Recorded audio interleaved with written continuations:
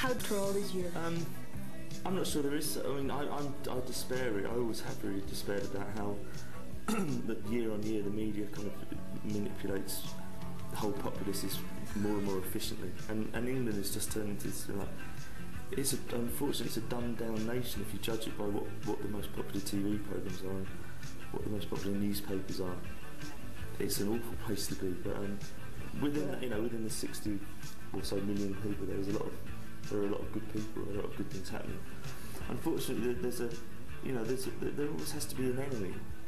It's one of them. It's like the curse of the modern world. There always has to be an us or them, and it's really tiring actually for me to grow up and grow older in an environment where you can see that there doesn't have to be an enemy, but there always is, and it's just it's kind of relentless and slightly disturbing, I suppose. But it's all right. I mean, it's a better place to live than a lot of other places, but it's not as good as it should be.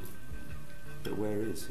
I mean, at least you don't have like war, physically as other countries. Yeah, but it's the goals of using British society as an example of Western culture. The goals that are set are just wrong.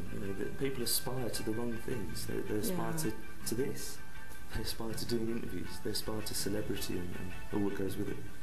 And believe me, it's rubbish. Right, that's it. Interview. No. But I mean, it's one thing. Like, I don't mind. I do this because it's part of why I'm in The Cure. Why I sing is because I really enjoy creating music that touches other people. Right? It's an engagement with other people on the planet. This side of it is genuinely idiotic. The talking side of it and the celebrity part. It's just part of what I do. But for an awful lot of people, this is the part that matters. It's being in front of the camera that matters, and it isn't at all. It's genuinely it's rubbish. Yeah. The part that matters is the making music part. It's the creative part. If I don't do this somewhere else, that's a bit like the rules of going to war. Right?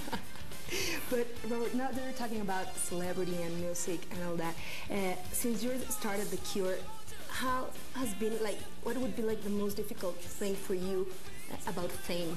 You as a person, as Robert James Smith, from a personal point of view.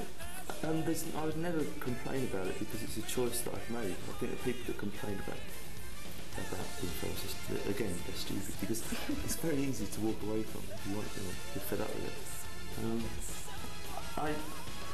The Cure became popular very slowly. We had probably 4 or 5 albums, and we've been around the world 2 or 3 times before anyone knew who we were. There were a small bunch of people wherever we go, you come and see us, and it kind of built and built and built. So by the time we suddenly became, well known, it was like in the middle of the 80s. I'd seen a lot, and I kind of knew what was out there and what was going on.